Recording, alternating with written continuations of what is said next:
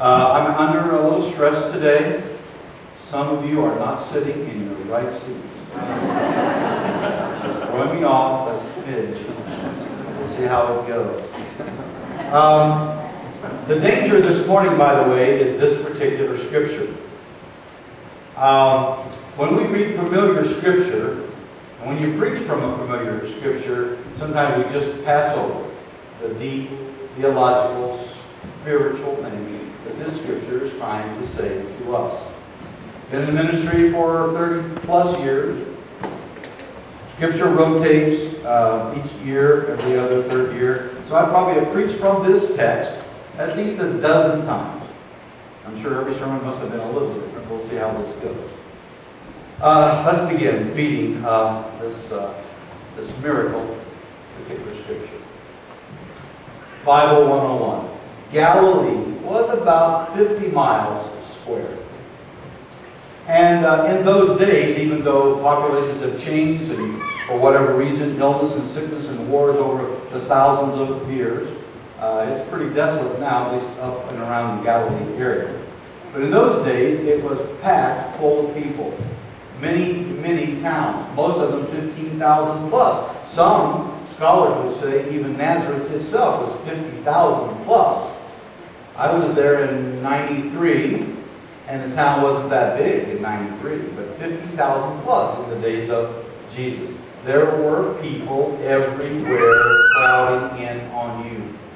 Here comes this itinerant minister preaching about God and the love of God and the closeness of God and the intimacy of God, and people wanted to hear and crowded in and around him constantly.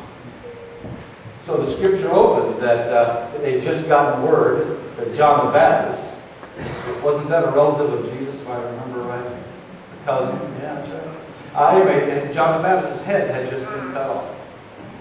And so, with the crowds being tired of constantly walking and preaching and doing the things he did, the loss of his cousin, wondering what the political climate now is going to be for him and his disciples, it was right that he withdrew, if you will, to a quiet place to pray, to think about these things, the directions that he was going in. Again, a little Bible 101. The Sea of Galilee. Only about 14 miles from north to south. Only 7 from east to west. On a good clear day, you could actually stand and see the other side. It really wasn't that far. It's clear, there's nothing there. It's a rim, almost like a little bowl. And easily, if you saw somebody on the lake, you could take off, in a matter of hours, really, be around to the other side, and according to the weather and the wind and all that, maybe even beat the boat there. Jesus got in the boat to go to the other side of the Sea of Galilee. And when he arrived, all these people were there. Now, what would we think in the modern church? I'm tired. Send these people away. Don't they know that I have other important things to do? I think that's what his disciples were thinking. But what did Jesus do? He had compassion. I believe the word was great compassion. He had great compassion among them and told people just to sit down. He began to heal those who were sick. Now, you know my perverted sense of humor.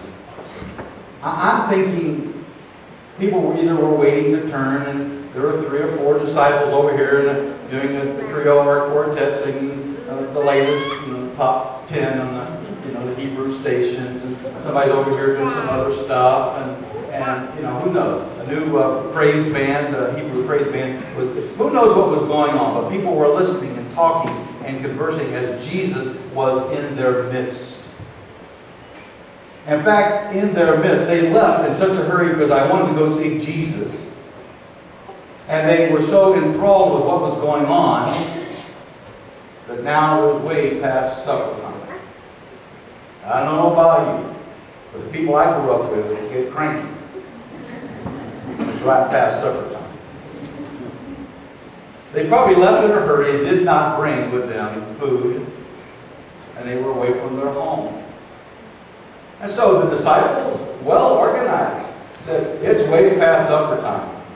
Said, just get rid of these people and tell them to go home. We don't have enough food for them. And what did Jesus say?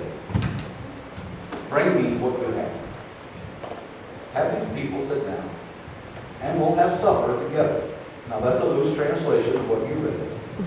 But that's what he said. But we don't have anything for these people. We're not near an ATM machine to get money. We're not near a store to go buy stuff. Bring what you have. And when they collected what they had, 5 loaves, 2 fish. Did you read the sermon title today? Let me explain. What if there was only 4 loaves of bread and 1 fish? Would he still have fed these people? Yes. Would there still have been enough? Yes. Would there have been leftovers? Yes. So 5 and 2 don't mean a hill of beans.